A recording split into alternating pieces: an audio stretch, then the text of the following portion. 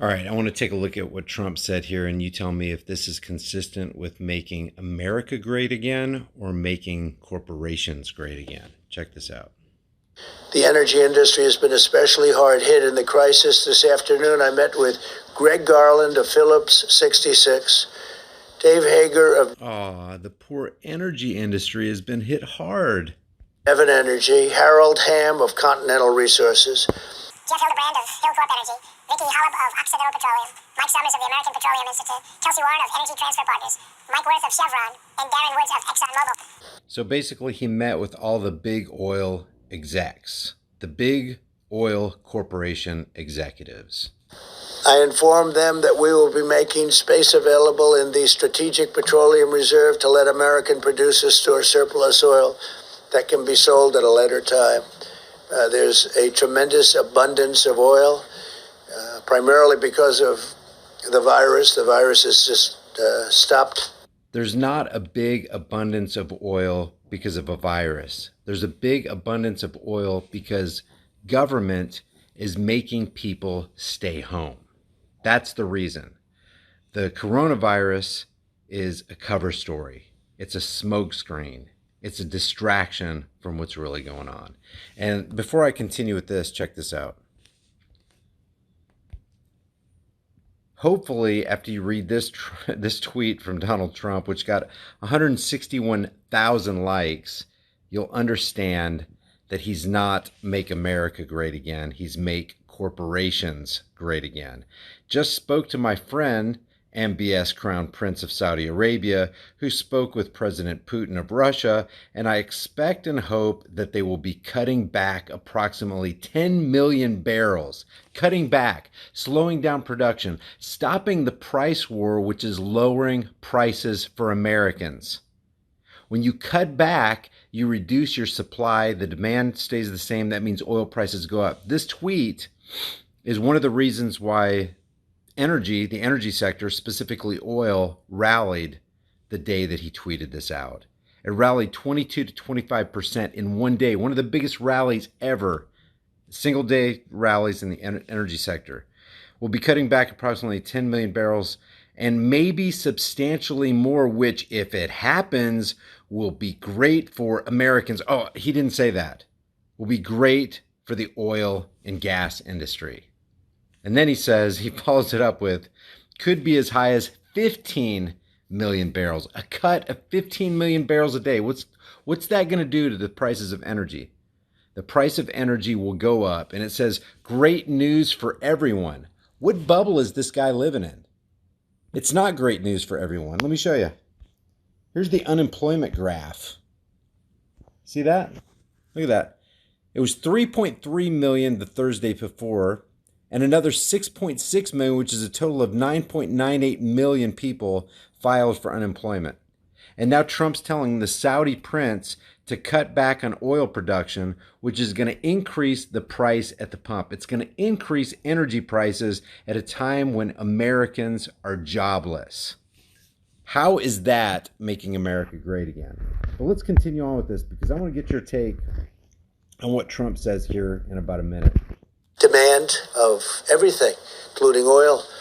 So we're working with our great energy companies. These are great companies. They employ tens of thousands, hundreds of thousands of people. And they've kept America really going for a long time. And no big price hikes, no big anything. I mean, they've just kept it going, and now they got hit.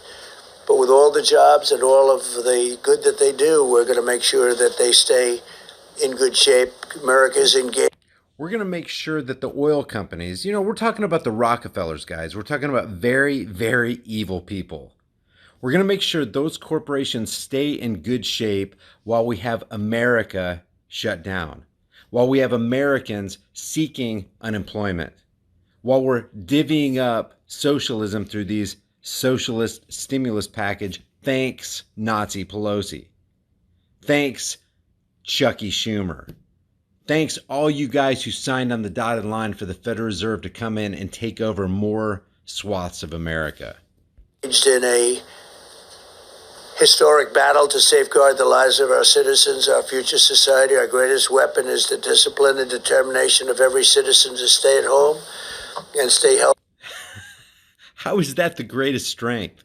To have every American stay at home while whatever they have of savings dwindles and they go broke and they lose their businesses. They're literally losing everything by government mandate, not by coronavirus. This is by government mandate.